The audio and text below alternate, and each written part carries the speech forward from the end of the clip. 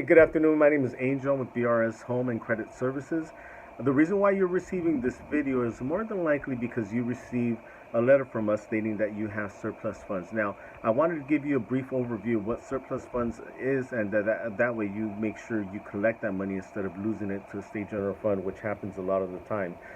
So my point here is to simply give you some education so that way you don't lose that money, and perhaps also help you in gaining access to it.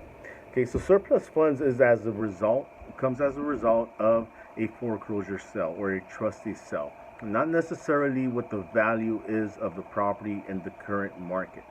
So surplus funds is referred to the amount that the investor purchases the property for minus whatever it is that you owe on your loan. So if there's any amount that is above that, say you owe $200,000 and it sells at auction for $400,000, then there's $200,000 in surplus funds minus attorney fees, escrow fees, etc., that might have accrued throughout the foreclosure process. Now, it's very important to note that if you have more than one person on title, then that money is divided amongst those people, especially with these stop programs or programs that are helping homeowners in delaying their eviction. Sometimes a bankruptcy is added and without the homeowners knowing, and it comes to a surprise that someone else appears on a title. That money would be divided amongst whomever it is that is on title. Okay, so hope this helps. If you have any questions or any concerns, you can always reach me. My information will be down at the bottom,